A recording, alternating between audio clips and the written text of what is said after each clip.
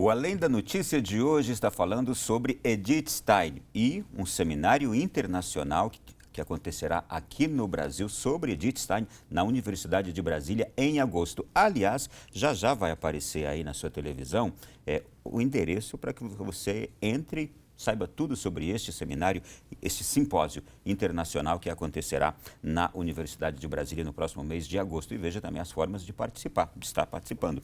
Olha, eu estou aqui com 3 jovens professores, nós estamos falando sobre Edith Stein, a sua contribuição hoje e o interesse que ela desperta na sociedade atual. A gente já falou de empatia, a gente já falou do ser humano na visão de Edith Stein, a gente precisa falar agora de mulher, porque eu estou vendo aqui que antes de ingressar na vida religiosa, ela entrou para o claustro com 42 anos, não é? Isso. Ela deu conferências sobre o valor e o aporte da mulher para a sociedade contemporânea. Isso é, naquela época, lá, década de 30, 20, 30, por aí, não é?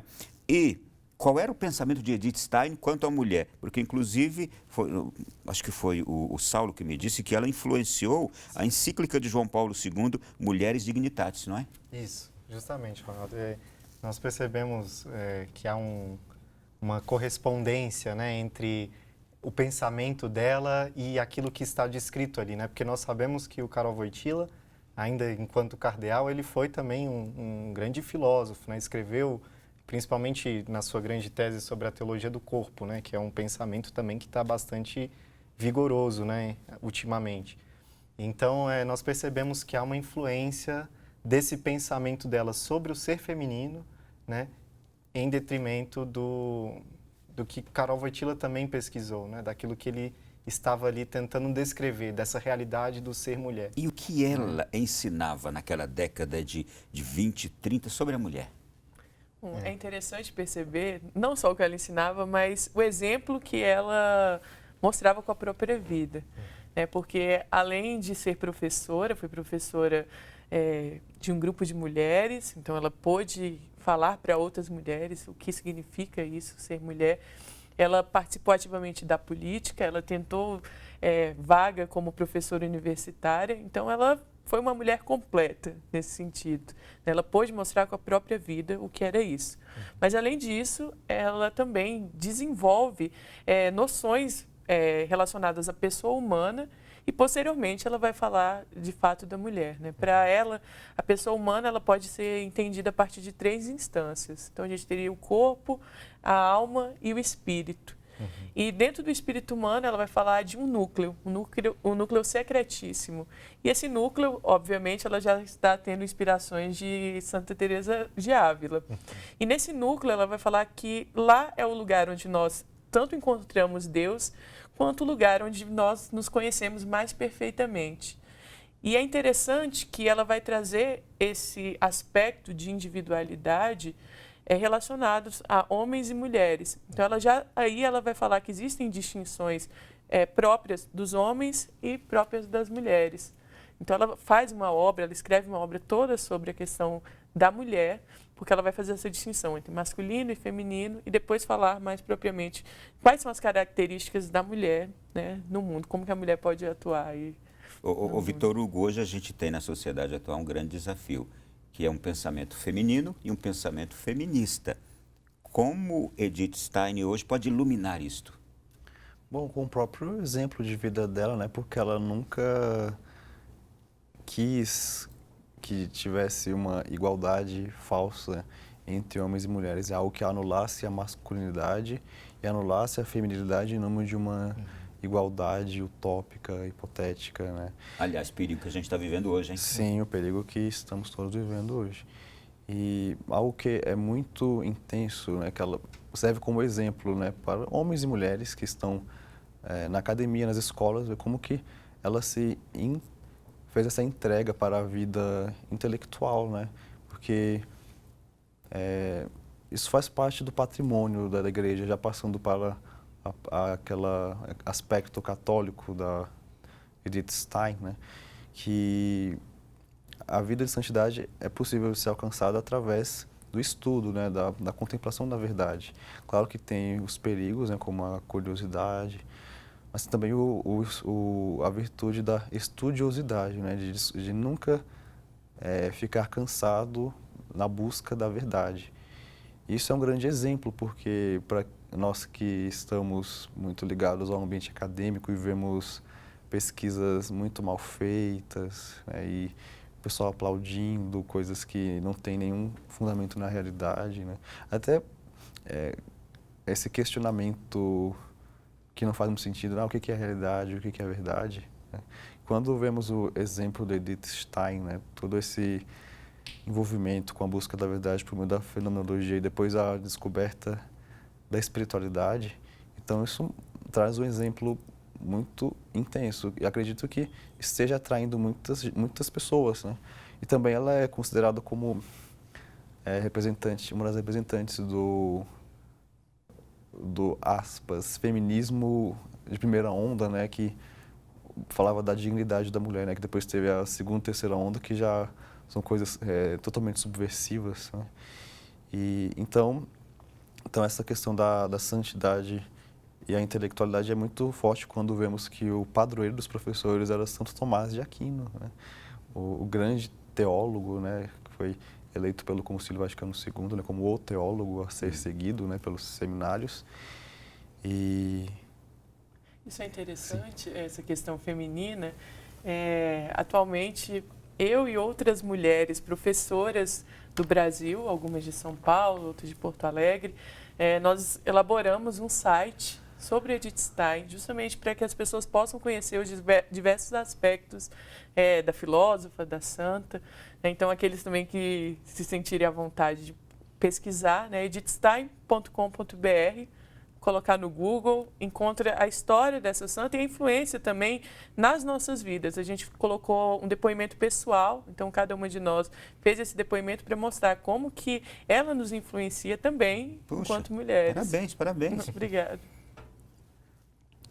Tem também, além desse aspecto que a gente está abordando hoje, de iluminar o pensamento atual a respeito do feminino e do feminismo, eu também estou aqui observando o seguinte: nesta crise de verdade que nós temos hoje, o relativismo ele impera. Então a verdade é aquela que eu quero aceitar, que eu quero viver, que eu quero assumir, etc. e tal. Nesta onda de relativismo, a busca de verdade de Edith Stein, ou a busca pela verdade, não seria também uma razão do interesse hoje na pessoa dela? Alguém que buscava uma verdade, que não se contentava com do jeito que está, é o que eu encontrar, o que eu encontrar está bom, o que eu viver está certo, o que eu escolher é a minha escolha e esta é a verdade.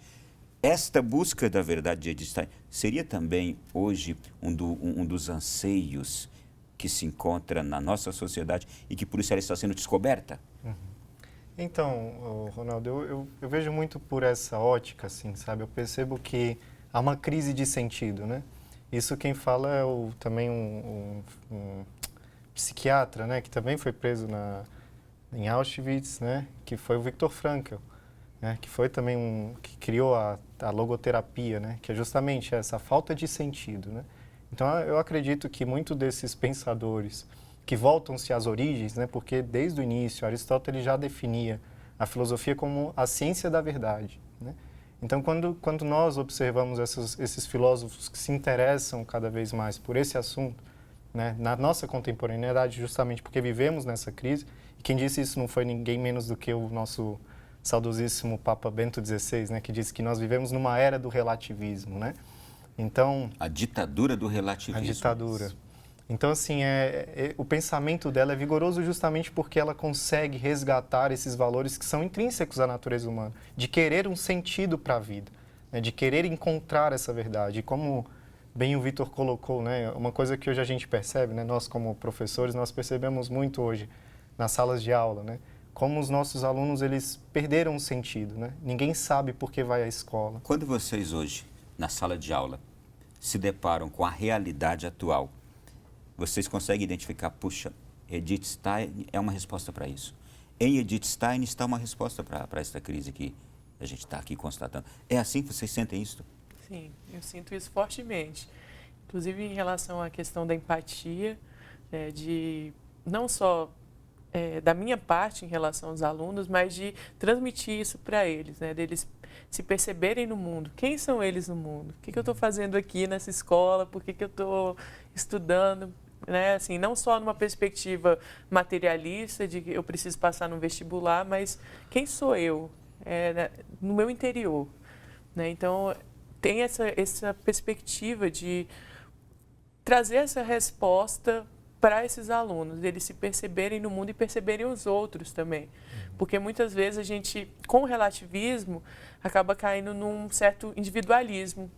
Eles simplesmente ignoram os outros, não se importam. Né? Então, a gente coloca questionamentos, coloca perguntas, justamente para eles refletirem e chegarem às suas próprias conclusões também, né? Que é um desafio para nós na sala de aula, porque, querendo ou não, embora nós amemos Edith Stein, né? A gente não pode simplesmente empurrar Edith Stein para eles, né? A gente acaba tentando mesclar o conteúdo que nós temos, obviamente, em sala de aula, notar, perceber o que está acontecendo e trazer uma nova perspectiva para eles. Você está se referindo ao livro de Edith, né? A Arte de Educar. O que você está falando é o que está no livro dela, A Arte de Educar, não é? Que é justamente isso, a contribuição dela para a educação, a questão da empatia, a formação do ser humano em suas diferentes dimensões. Como transmitir isto hoje, gente? Porque é uma necessidade desses nossos tempos. Aliás, esse livro aqui, ele é essencialíssimo. Para quanta gente puder ler, por favor, adquira-o. A Arte de Educar, Edith Stein. É uma necessidade urgentíssima no nosso tempo, isso. O problema que a gente percebe muito hoje também, né, Ronaldo, é porque justamente quando se fala em empatia, o que a gente observa é que hoje as nossas relações, elas são sempre de sujeito-objeto, né? A morte da empatia é justamente essa. Você vê o outro como um objeto, né? Você não vê-lo justamente como uma pessoa que ela é, essa relação eu e tu, né? Há um encontro entre duas almas aí, né? E aí parece que, justamente por essa sociedade de massa, como a própria Edith Stein ela descreve, né, nós perdemos essa capacidade de realmente vislumbrar o outro, né? Então, assim, porque é um conceito um pouco complexo, né, essa questão da comunidade, mas é porque é justamente isso. Hoje nós temos essas sociedades, né, mas na comunidade é que se vive em harmonia, né? Justamente porque ali há a solidariedade, a questão do amor por trás, né, que são conceitos e valores que nós perdemos. E a comunidade leia-se em vários sentidos. É Isso. Família, é estar em grupo, Sala de aula. sala de aula, numa associação, numa igreja, porque e vai justamente contra uma tendência muito individualista do homem de hoje. Justamente. Individualista e massificadora, né? Porque algo que eu tenho percebido, porque eu dou aula para crianças e adolescentes, né? O crescente individualismo, né? E como eles já são levados a tratar o outro como objeto, né? Esquecer que outra pessoa, e ao mesmo tempo eles não percebem que são pessoas, né? Que tem um filósofo que certamente deve ter influenciado Edith Stein, o Martin Buber, que ele fala justamente do eu e do tu, né? Que eu só posso pronunciar a palavra eu quando tenho um tu, uma pessoa, um sujeito como eu para escutar, eu pronunciando o eu. E essa forma de tratar o outro certamente influencia a forma como o sujeito se relaciona com Deus, né? E aí eu queria só tocar nesse assunto de como que a Edith Stein já mergulhada no Carmelo, né, na espiritualidade de São João da Cruz e Santa Teresa d'Ávila, como que ela rebateu uma palavra-chave bem especial na filosofia do Heidegger. Eu não vou entrar muito aqui, porque senão eu vou tomar todo o tempo do programa. Né, o Heidegger, a obra principal dele é Ser e Tempo, né, que ele fala uma vida autêntica é uma vida que é vivida em direção à morte, né, então ele fala do ser para a morte. Só que Edith Stein, ela contrapõe esse ser para a morte com a ideia o vislumbre do castelo interior que Santa Teresa d'Ávila teve, né? Que, na verdade, o ser humano foi feito para Deus, né, que está no mais íntimo do interior da alma, né? Então, Isto não é uma visão pessimista. não, é completamente Não é uma visão pessimista da vida. da vida, é Ao completamente contrário. transcendente. A perspectiva da fé transforma a visão de vida para o lado E positivo. pode até mesmo parecer paradoxal, Aham. mas é interessante que a percepção dela da transcendência, ou seja, né, desse encontro com Deus, na realidade é um mergulho para dentro de si. Ou seja, quanto mais você se conhece no seu interior, né, não de uma maneira rasa, mais você se aproxima de Deus. Então ela explica, vamos assim dizer, de maneira filosófica ou teológica, as noções que já são propostas por Teresa d'Ávila. Então é como se ela trouxesse agora essa nova perspectiva, né? Teresa d'Ávila, lá na Idade Média, ela pega essa noção que ela traz e traz para o tempo dela. É um tema que nos encanta muito e que a gente sabe que ele é muito necessário nos dias atuais. Mas eu quero entender como é que o mundo acadêmico está descobrindo Edith Stein e este seu pensamento. É também por causa da crise atual que a gente vive que o mundo acadêmico está descobrindo? Foi um acaso? O que foi? Como é que aconteceu isso? Não, acaso nunca é. Né? A gente pode perceber, talvez, também essa falta de sentido, até mesmo dentro das universidades. Né? A gente começa a procurar filósofos correntes que buscam algum sentido. Né? Talvez nem mesmo religioso. Né? A gente vai ver que... Não, vocês três aqui são católicos. Sim.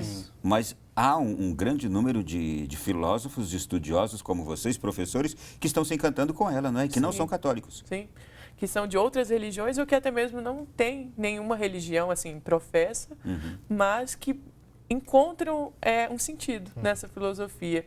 Né? Então, eles acabam buscando primeiro, normalmente a busca são outros filósofos ali, que participaram do mesmo grupo da Edith Stein, e aí depois eles acabam se deparando com ela. Normalmente, Edith Stein, ela veio ao nosso encontro, foi o meu caso. Eu fiz meu trabalho de conclusão de curso, falei um pouco sobre a questão da fenomenologia, um pouco sobre Tomás de Aquino, e o professor que compunha a banca, ele me perguntou, você conhece Edith Stein? Eu nunca tinha ouvido falar de Edith Stein. Joguei no Google, descobri que ia ter um simpósio, na época era o 3º simpósio, em Belo Horizonte. Me inscrevi, fui para Belo Horizonte, comecei a ouvir e falei, é isso, pronto, encontrei a minha resposta. Eu precisava. Era tudo que eu Era precisava. Era a minha verdade. Olha, gente, nós estamos conversando sobre Edith Stein e o simpósio internacional que vai acontecer aqui no Brasil em agosto. Aliás, no próximo bloco vamos falar sobre este simpósio. E você já está aí curioso, está mandando alguma pergunta para cá, para os nossos professores? Está querendo fazer algum comentário também? Manda neste número de WhatsApp que está aparecendo aí agora. E se você não estiver vendo o número, DDD 61 99164 4304. Daqui a pouco, no próximo bloco também, a gente vai trazer aqui o Lucas Lima Flores. Ele é um historiador, fez um trabalho de conclusão de curso sobre Edith Stein. Já já a gente vai recebê-lo aqui também no programa. Até já.